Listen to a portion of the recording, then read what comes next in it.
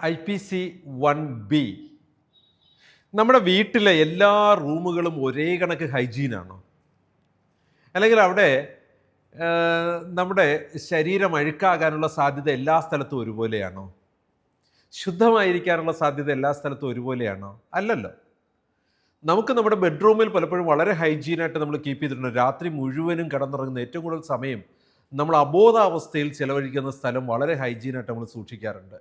എന്നാൽ ബോധത്തിലായിരിക്കും നമ്മുടെ dining room, kitchen, ഇവിടെയൊക്കെ നമ്മൾ ആയിരിക്കുന്ന സമയത്ത് നമ്മൾ വളരെ ബോധത്തിലാണ്. അതുകൊണ്ട് തന്നെ അവിടെ നമ്മൾ പലതും വലിച്ചെറിഞ്ഞ് അവിടെ ഇവിടെയൊക്കെ ഇട്ട് പോകാനുള്ള സാധ്യതയുണ്ട്.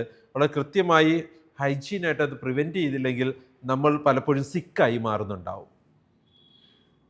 ഹോസ്പിറ്റലിൽ ഇതെത്തുമ്പോൾ എങ്ങനെയാണ്? നമ്മുടെ ഹോസ്പിറ്റലിൽ എല്ലാ സ്ഥലവും ഒരുപോലെ അല്ല.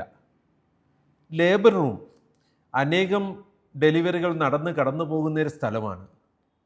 അവിടെ കൃത്യമായ ശ്രദ്ധ നേഴ്സ് കീപ്പ് ചെയ്തില്ലെങ്കിൽ, ബയോമെഡിക്കൽ വേസ്റ്റ് മാനേജ്മെൻറ്റിനെ കുറിച്ച് വ്യക്തമായ ധാരണയില്ലാത്ത സ്റ്റാഫാണ് അവിടെ വർക്ക് ചെയ്യുന്നതെങ്കിൽ, ഒരു പ്രസവം കഴിഞ്ഞ് കുഞ്ഞിനെ കൊണ്ട് മാത്രമായിരിക്കത്തില്ല വീട്ടിലേക്ക് പോകുന്ന 3-4 അസുഖവും വീട്ടിൽ കൊണ്ടുപോകുന്നുണ്ടാവും.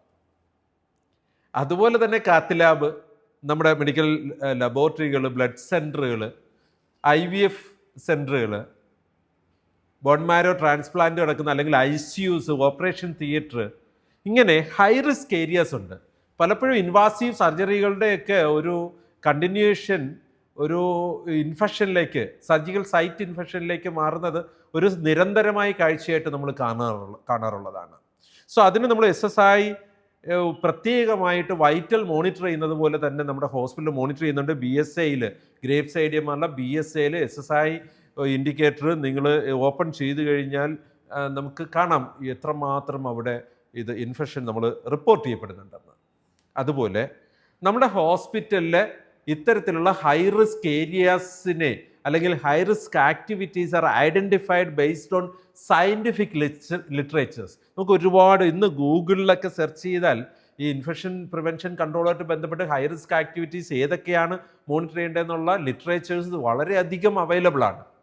അതിനെ ബേസ് ചെയ്തുകൊണ്ട് നമുക്കൊരു high risk activity and there is a written guidance to prevent and manage infection on those areas, അല്ലെങ്കിൽ ആ ഒരു ആക്ടിവിറ്റീസുമായിട്ട് ബന്ധപ്പെട്ട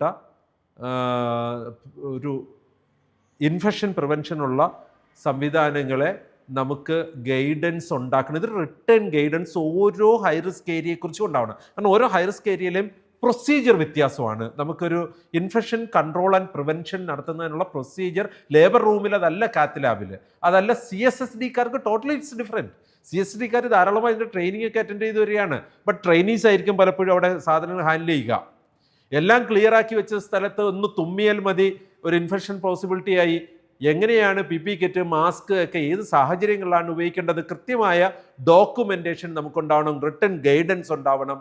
So IPC1B says that the infection prevention and control program identifies high-risk activities and has written guidance to prevent and manage infections for those activities. അത് documented ആയിരിക്കണം, return ആയിരിക്കണം. High risk activity areas, services, procedures identified ആയിരിക്കണം. So ഇതൊരു commitment objective element ആണ് IPC1B.